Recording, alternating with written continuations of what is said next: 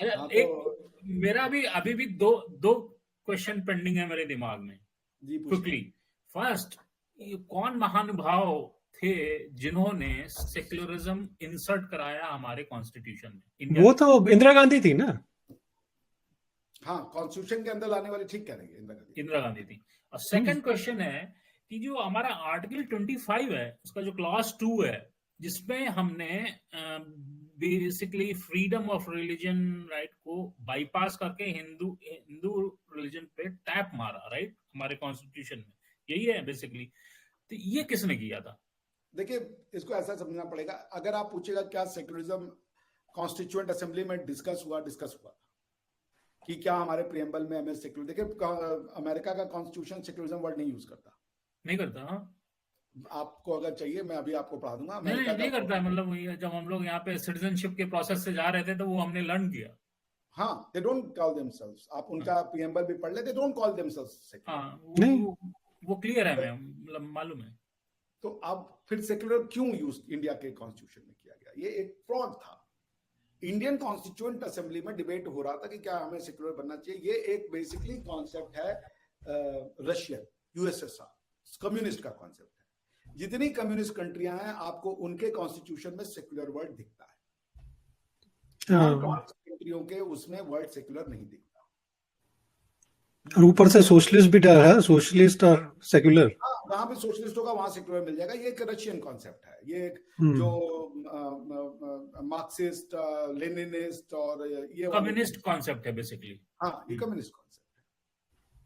आपको जर्मनी का कॉन्स्टिट्यूशन दिखेगा, उसमें पहला वर्ड ही गॉड है।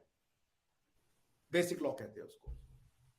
हम ब्रिटिश कॉन्स्टिट्यूशन में तो है नहीं, लेकिन उनका जो उनका कस्टम एंड कन्वेंशन है, उसमें इक्लेस्टिकल एस्टैब्लिशमेंट जो मैंने आपको दिखाया, जो भारत में स्थापित किया जा रहा है, उसका बहुत बड़ा रोल है। They are as good as king. उसके बाद आप चले जाए इसमें क्या नाम है, बाकी कंट्रीज में कोई नहीं कहता अपने आप को यूरोप में कि हम सेक्युलर है उस तरीके से। लेकिन हालांकि फ्रांस के लोग मानते हैं, वो उनका जो सेक्युलरिज्म है वो थोड़ा दूसरे तरीके का है। लेकिन ये मेनली जो है ये एक कम्युनिस्ट आइडिया। आपको जितने सेंट्रल एशियन कंट्रीज मिलेंगी, दे यूज द वर्ड सेक्युलर। क्योंकि सेक्युलरिज्म से क्या कहते हैं, वो कल्चर को नहीं मानते कम्युनिस्ट, वो कल्चर को उखाड़ के फेंकना चाहते और इंडिया तो है ही बेसिकली कल्चर। इंडिया से कल्चर हटा दिया तो क्या बचेगा? आज तो आप वही है ना, फिर जैसे इंडिया भी 3 पार्ट में जैसे बात होती है कि भाई भारत, हिंदुस्तान और इंडिया। क्योंकि भाई भारत तो जो है बसता है अपना देहात में, और इंडिया जो है अपना मॉडर्न हो गया, और हिंदुस्तान हो गया पास्ट। तो ये जो बेसिकली जो कॉन्ट्रडिक्शन है तीनों में, वो कैसा हो गया? वो बेसिकली कम्युनिस्टों का अलग होता है कि इंडिया जो है वो शहरों वाला रिच इंडिया है और गाँवों में रहता है। वो बेवकूफ, उनकी भी कॉन्सेप्ट में जो इंडिया का कल्चर है वो गाँवों में ही प्रिजर्व होता है। तो उनके हिसाब सही बात है। कॉन्स्टिट्यूशन ऑफ इंडिया की 3 थ्योरी है। एक वो सेक्शन है सैफ अली खान जैसे टाइप के लोग, वो आपको मिल जाएंगे कि इंडिया तो बनाया ही नहीं। वो बेसिकली मानते हैं मुगलों ने इंडिया को बनाया। उनका इंडिया का कॉन्सेप्ट ये है, ये जो ब्रिटिशर्स को या वो मानते हैं कि एक पॉलिटिकल यूनिट के अंदर में जब तुम रह रहे हो तभी इंडिया हो। अगर तुम एक पॉलिटिकल यूनिट के अंदर में सारे टेरिटरी पे कंट्रोल नहीं है तो तुम इंडिया नहीं हो। वो फेडरलिज्म को समझते ही नहीं। उनके हिसाब से अमेरिका एक कंट्री नहीं है, क्योंकि अमेरिका एक कंट्री इसलिए नहीं हो सकती कि हर अमेरिकन स्टेट का अपना एक कॉन्स्टिट्यूशन और अमेरिकन स्टेट में सारी की सारी जो पावर ऑफ, जिसे कह लीजिए, जो पावर नहीं दी गई है यूनियन ऑफ या यूनाइटेड स्टेट्स ऑफ अमेरिका को, वो सारी पावर जो है वो स्टेट कॉन्स्टिट्यूशन के पास, जिसको हम रेसिडोरी पावर कहते हैं। तो उनके हिसाब से अमेरिका एक स्टेट नहीं है, क्योंकि अमेरिका कभी भी एक उस तरीके से नहीं ना कि भाई अगर टेस्ट ये है कि अगर अमेरिका एक है तो इनके इतने अलग अलग कॉन्स्टिट्यूशन कैसे? जैसे यूरोप में तो हर कंट्री के कॉन्स्टिट्यूशन है, अमेरिका एक कंट्री है मगर इसके हर स्टेट के कॉन्स्टिट्यूशन है। अगर आपको अमेरिका के एक स्टेट से दूसरे स्टेट में बंदे को, पुलिस को ले जाना होता है तो उसको, उस प्रोसेस को एक्स्ट्राडिशन कहते हैं। आपको एक्स्ट्राडिशन कराना पड़ता है। इंडिया में वो है, वो एक्स्ट्राडिशन नहीं होता है, वो जुरिस्डिक्शनल इश्यूज है। इंडिया शुरू से फेडरलिज्म की भावना को समझता था। फेडरलिज्म कोई अमेरिका की देन नहीं है। सही बात है। और 16 महाजनपद की बात करते हैं तो आप बात करते हैं फेडरलिज्म। जब चाणक्य जो कि पढ़ाता था तक्षशिला, जो आज की प्रेजेंट डे खैबर पख्तूनख्वा में है, वो तक्षशिला से उठ के मगध आता है जो कि प्रेजेंट डे बिहार में है। और वो ये कहता है कि तुम मगध में सबसे बड़े शासक हो भारत में आज की डेट में, तुम्हारा सबसे बड़ा टेरिटरी है, तुम सारे राजाओं को इकट्ठा करो और यमन से आ रहे अलेक्जेंद्र से लड़ाई लड़ो, सीमाएं। तो वो ये समझ रहा है ना कि फेडरलिज्म क्या होता है। सही बात है। फेडरलिज्म की समझ यूरोप में, मैं जब पीएचडी करने गया था तो मेरे प्रोफेसर ने, मैंने स्कॉलरशिप की रिक्वेस्ट करी, तो मेरे प्रोफेसर साहब ने कहा कि ठीक है इंटरव्यू होगा, और इंटरव्यू में ये कहा गया कि भाई देखिए ये स्कॉलरशिप तो पीएचडी इन इंटरनेशनल लॉ पे है, यदि आपके पीएचडी का सब्जेक्ट मैटर इंटरनेशनल लॉ नहीं होगा तो आपको नहीं मिलेगा। अच्छा, मेरा कंपैरेटिव एस्पेक्ट भी था, कॉन्स्टिट्यूशनल कंपैरेटिव एस्पेक्ट भी था, इंटरनेशनल लॉ। तो मुझसे क्वेश्चन पूछा गया, एक प्रोफेसर साहब ने पूछा कि भाई ये बताइए कि आपका जो थीसिस का प्रपोजल है ये कॉन्स्टिट्यूशनल, ये इंटरनेशनल है या इंटरनेशनल लॉ का है या कॉन्स्टिट्यूशनल लॉ का है। तो मैंने उनसे कहा कि सर ये प्रश्न बड़ा गूढ़ है, पहले आप मुझे ये बता दो। मैंने ऐसे ही कहा, मैंने कहा I want to know EU law is a constitutional law, federal law और इंटरनेशनल लॉ। अगर आप मुझे ये बता देंगे कि यूरोपियन यूनियन का जो लॉ है वो इंटरनेशनल लॉ है या वो फेडरल लॉ है या वो कॉन्स्टिट्यूशनल लॉ है, मैं आपके प्रश्न का उत्तर दे दूंगा। आप समझ रहे मेरी बात। पॉइंट ये कि चीजें इतनी ज्यादा ब्लैक एंड व्हाइट में होती नहीं है जितनी है। सेम चीज विद द इंडिया।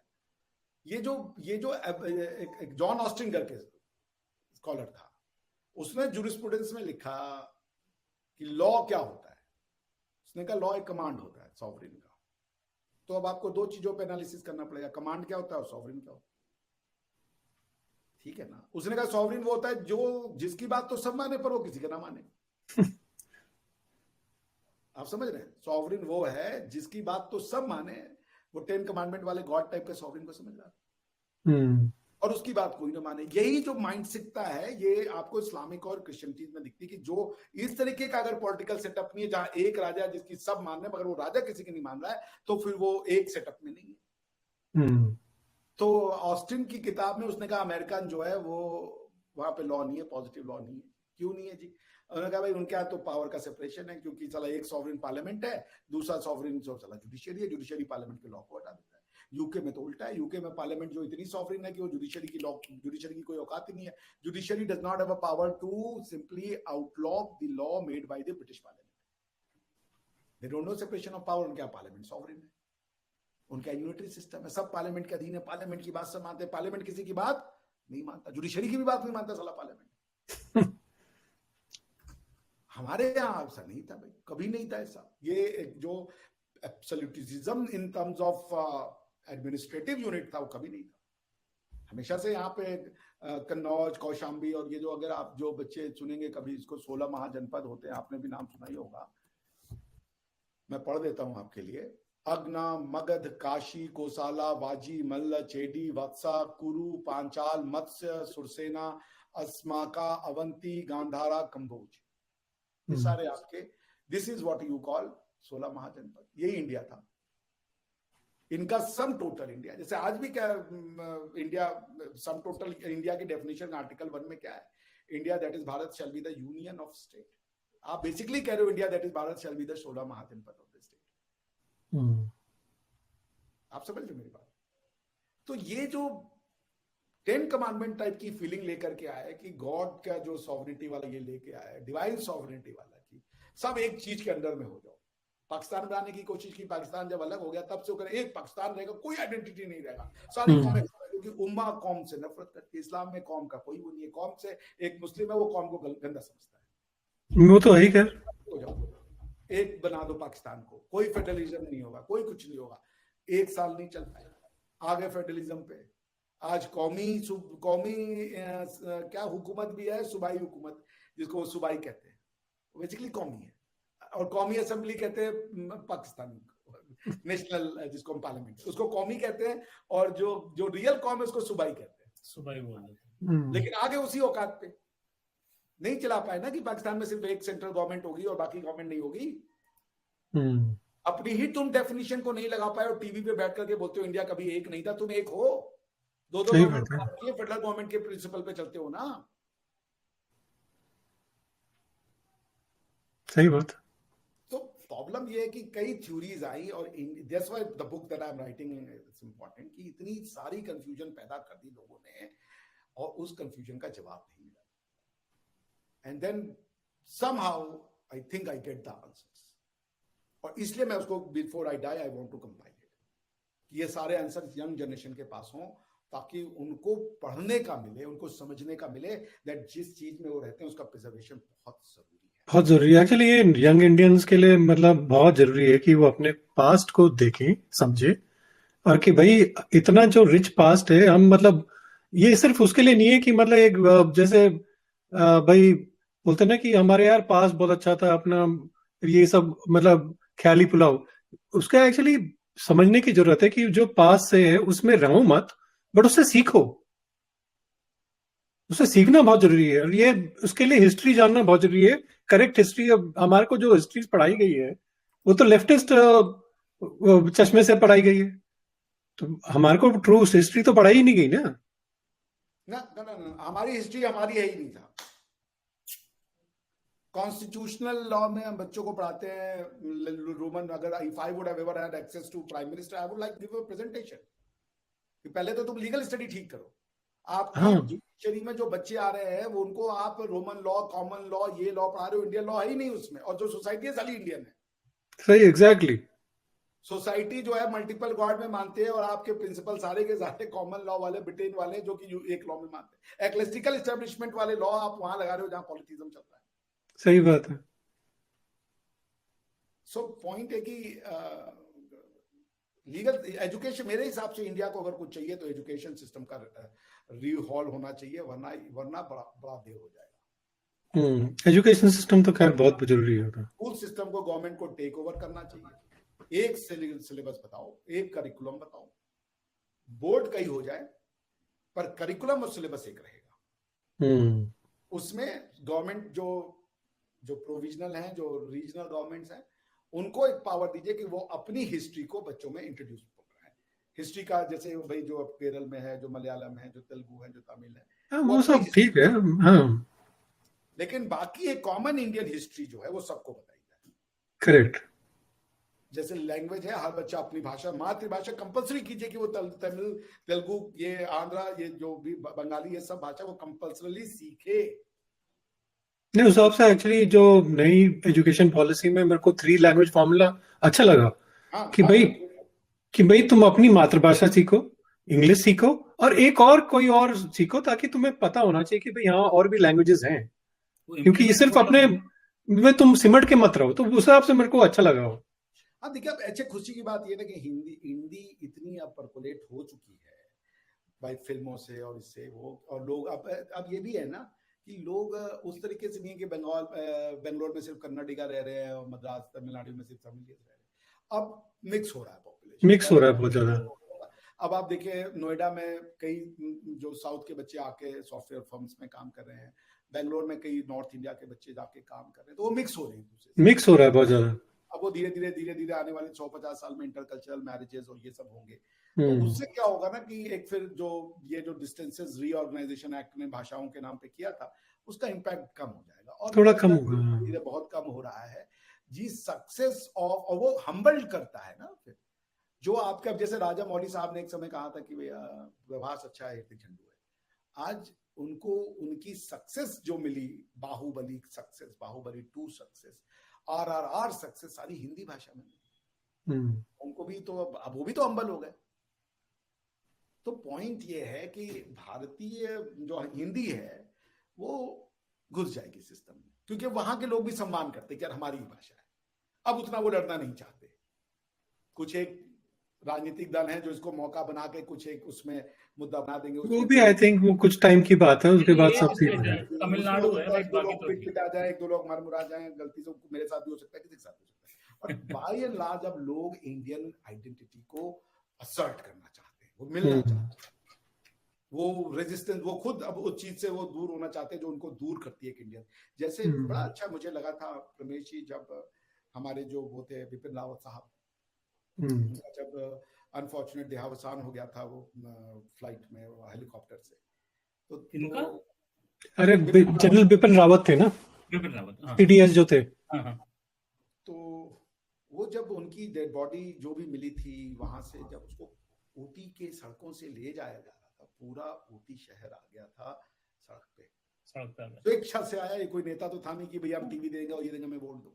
स्वेच्छा से उनकी जब वो जा रही थी, सारा ऊटक मंड शहर जो था, या ऊटी शहर या जो भी शहर था, वो रोड पे खड़ा था। वो मैंने देखा टीवी पे। ये है भारत माता का पावर। बंदा तो उत्तराखंडी था, बंदा तो उत्तराखंडी था ना, उसका तो कोई लेना देना नहीं था यार तमिल से, न भाषा आती न कुछ। सही बात है, सही बात है। लेकिन चूंकि वो भारत का सेनापति था और ऊटी के लोग अपने आप को भारतीय मानते थे, वो वहां खड़े हो गए। सही बात। आज पाकिस्तान अब सेना की आइडेंटिटी को लेके, सेना की लॉयल्टी को लेके स्ट्रगल कर रहा है। इंडिया में वो केस नहीं है। नहीं, इंडिया में नहीं है। तो आप इसकी महत्ता को समझिए, इसके फीलिंग को समझिए। स्वेच्छा से लोग रोड पे आ गए अपने अपने सेनापति को वो देने के लिए। सही बात, सही बात। तो this is what assimilation is doing to India, slowly. Communism की थ्योरी, बिकॉज देखिए मैंने कहा ना, सच को, कम्युनिज्म को प्रोपोगेंडा चाहिए, लाइज चाहिए। They are basically thriving on lies. उसको कैप्चर करना बहुत आसान है। मेरे जैसे 3 4 10 और लोग जो होंगे जो रिसर्च करेंगे, वो लाल आके दिखा देंगे कि ये है, तुम डिसाइड। नहीं, बट वो सुनना ही नहीं चाहते ना, वो नहीं सुनना चाहते, उनके लिए है ही नहीं। देखिए ये जो होता है, वो तो डिनाई करेंगे ना, लेकिन बाकी के लोग सुन रहे हैं। उनको मुझे सुनाना भी नहीं, उनका माइंडसेट बन चुका है, उनको आप चेंज नहीं कर सकते। उनको तो चेंज नहीं कर सकते ना, सही बात है। वो किसके लिए रहा है? जब 18 साल का बच्चा वोट देने जाएगा, वो अभी फॉर्मेटिव एज में है। हमारा आपका तो बन चुका है जो बनना है, हमें आपको कौन जाके प्रभावित कर रहा है? सही बात है। पर आपका घर का बच्चा किस तरफ चला जाएगा, इसकी गारंटी तो आप भी नहीं ले सकते। तो वो उसके लिए ये थॉट प्रोसेस हो रही है, इसलिए उसको घर में शिक्षा देना बड़ा अच्छा। मैंने कहा था कि घर का नाम बड़े रामायण हो। हाँ, मैंने सुना हो। हाँ। लेकिन दूल्हा जहीर आ सकता है, कोई बुराई नहीं है जहीर में, अगर जहीर भी भारतीय, लेकिन अगर वो भारतीय परंपरा को नहीं माने फिर। तो पॉइंट ये है कि आपको ये समझना पड़ेगा कि भारत का जो आइडिया है उसमें caste system needs to dilute. शादी विवाह तक रखना हो तो रखो, मैं तो उसमें भी नहीं मानता। उसमें भी नहीं जरूरत है, सही बात है। क्योंकि वो एक्चुअली एक मतलब बहुत ही गंदा सिस्टम हो गया वो लोगों ने, मतलब जो भी है, खैर क्या बोल सकते हैं उसके बारे में। वर्ण व्यवस्था पे भी एक डिस्कशन रखना चाहिए हम लोगों को। हाँ नहीं, कास्ट व्यवस्था को तो जाना चाहिए। तो इसमें तो खैर कोई डाउट ही नहीं है, वो तो जाना चाहिए उसको। मैं ये बात कह दूं, कास्ट सिस्टम पर से आइडिया बुरा नहीं है, वर्ण सिस्टम आइडिया बुरा नहीं है, मगर उसका नहीं, बट उसमें ये था ना कि अब जो वो तो मतलब आदमी जो करता था वो बेसिकली था। हाँ भाई तो फिर वापस जाओ, फिर वही बात है। अगर इस पे रहना चाहते हो तो फिर ब्राह्मण, किसी शूद्र का बच्चा भी ब्राह्मण बनेगा।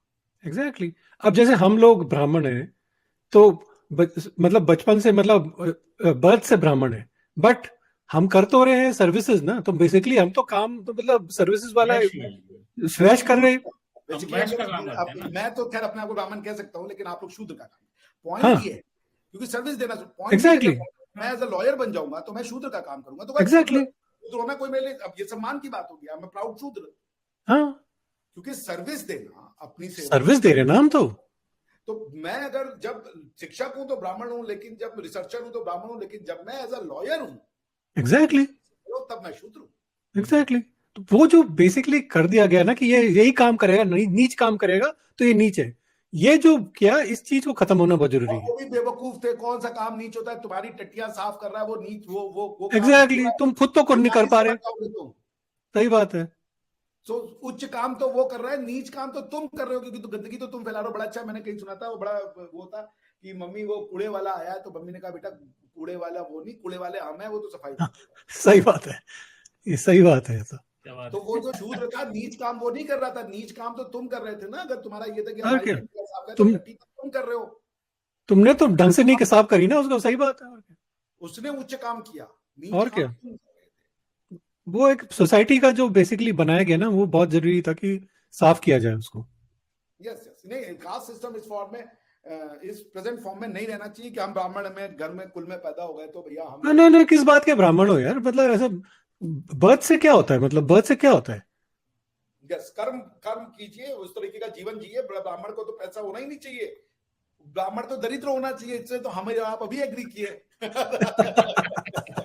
अगर आप सही बात, ब्राह्मण भी हैं और रिच भी हैं तो फिर तो प्रश्न तो उठेगा ना, क्योंकि आप सही बात, रिच भी नहीं है और दरिद्र भी नहीं है। सही बात है।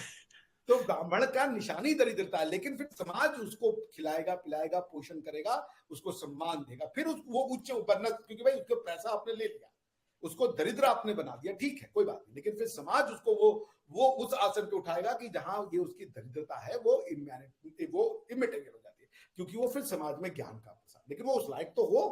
बट वो हमें तब समझ में आएगा ना कि जब हम चंद्रगुप्त मौर्य हम बात करते हैं ना, अभी जैसे चंद्रगुप्त मौर्य और ये चाणक्य की, भाई चाणक्य क्या को क्यों वो इतना सम्मान देते थे? क्यों देते थे? क्योंकि उसकी नॉलेज की वजह से ना, कि भाई क्या है, बाकी नहीं तो ब्राह्मण की वजह से तो नहीं देते थे। वो जो उनकी नॉलेज थी। ख्याल से मैं ये कहूंगा वो ब्राह्मण तभी थे, ब्राह्मण होने में हाँ मतलब वो तो खैर मतलब अलग चीज है। उनके वो काम की वर्ण वजह से व्यवस्था जो थी भाई, उसका वो मॉडस ऑपरेंडी था बेसिकली। नहीं, जब आप कोई ट्रांजैक्शन कर रहे हैं प्रमेश जी और सानू जी, उसका नाम तो देंगे ना। नहीं मैं मतलब जो बर्थ की बात कर रहा हूँ, कि मतलब सिर्फ बर्थ बर्थ, वाला तो बकवास है, बर्थ वाला तो वही मैं बात कर रहा हूँ, बाकी तो ठीक है, आई एग्री। ब्राह्मणपन में कोई बुराई नहीं है, ब्राह्मण हाँ में कोई बुराई नहीं है। जो अपना दुनिया छोड़ के रिसर्च कर रहा है, पढ़ाई लिखाई कर रहा है, ब्राह्मणत्व तो एक अच्छी चीज है, लेकिन मैं जन्म से ब्राह्मण हूं, मैं हवेली में रह रहा हूं और दुनिया भर के दुष्कर्म कर रहा हूं, पढ़ाई लिखाई धेले भर की नहीं आती है और मैं ब्राह्मण हूं जी, वो बकवास नहीं, वो सब बकवास है, वो तो नहीं होना चाहिए। वो फिर बेकार की बात है। आप ब्राह्मण में कोई बुराई नहीं है, ब्राह्मण एज अ कॉन्सेप्ट में कोई बुराई नहीं है, आप ब्राह्मण के लायक काम कीजिए, ब्राह्मण बनिए, समाज आपको खुद बना देगा। भाई मैं जानता हूं पढ़े लिखे को समाज मुझे सम्मान मिलता है इसलिए कि मैं जो बातें करता हूँ लोगों को समझ आता है। मेरे पास पैसे तो है नहीं, मैं तो बड़ा गरीब आदमी हूँ, मैं तो स्ट्रगल कर रहा हूँ, एक मकान बना लूं बड़ी मुश्किल से।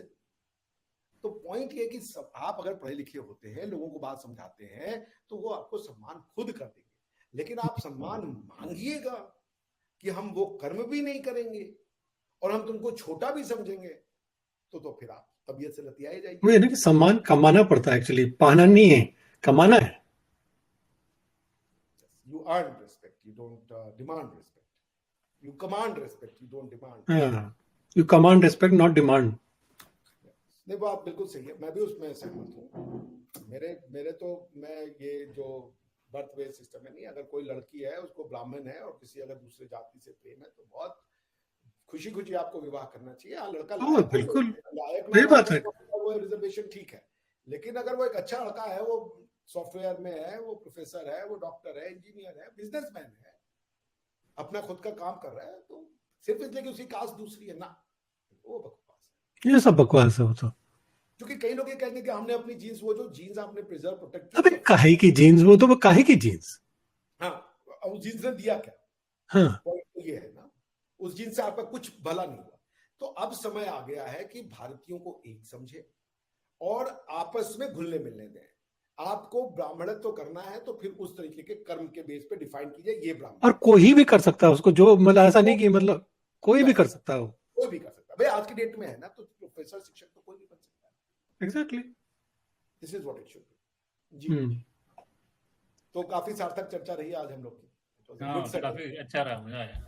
हाँ हमारे यहाँ तो दोपहर के 11 बज गए, 12 बज गए हैं। अब आपके यहाँ पे मेरे ख्याल से आप बताए थे 1 घंटा जोड़ना है कि घटाना है? जोड़ना है, यहाँ 1:30 बज गए, रात के 1:30 बज गए, आपके सुबह के 1:30 बज गए। तो आपका संडे अभी शुरू हो रहा है। हाँ हमारा शुरू हो रहा है। हमारा संडे समाप्ति की हो रहा है। अभी से डर लगने लगा है।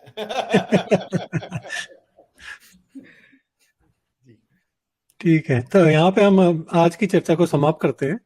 आई थिंक बड़ी महत्वपूर्ण और अच्छी चर्चा रही। तो बाकी फिर किसी दिन और कोई और टॉपिक में जुड़ेंगे। तो धन्यवाद आप सबको जुड़ने का। Thank you very much. Thank you Abhishek ji. चलिए, तो आखिर जाते जाते सबको यही निवेदन है कि आप और निवेदन है, अनुरोध है कि आप हमारे चैनल को सब्सक्राइब कीजिए, आज संवाद को, और डॉक्टर साहब के भी चैनल को सब्सक्राइब करिए, अभिषेक मिश्रा लॉ। अगर आप सर्च करेंगे @अभिषेक मिश्रा लॉ और @आज संवाद, तो आप दोनों चैनल आपको मिल जाएंगे। तो प्लीज सब्सक्राइब और देखिए, शेयर करिए, लाइक करिए और हमारे को प्रोत्साहन दीजिए, ताकि हम आगे और आपसे भिन्न भिन्न डिस्कशन वगैरह लेके आ सकें। विषयों पे हम आपसे चर्चा करते रहे। जी हाँ। और यदि कोई विषय आपके उसमें है दिमाग में, यदि आप चाहते हैं कि वैसी कोई विषय वस्तु हो जिसपे कि हम लोग मिलकर के चर्चा करें, तो हमें जरूर सजेस्ट कीजिए हमारे कमेंट बॉक्स में। हम हाँ बिल्कुल। और अक्रॉस द ग्लोब ये चर्चा होगी, भारतवर्ष और यूनाइटेड स्टेट वर्ष में। और हम लोग का ईमेल आईडी भी मेंशन है दोनों चैनलों का, तो हाँ जी, फील फ्री हम लोग को सजेशन भेजें, टॉपिक भेजें, कमेंट्स भेजें, तो हम लोग कुछ और इम्प्रूव करते हैं। Thank you. चलिए, थैंक यू, धन्यवाद।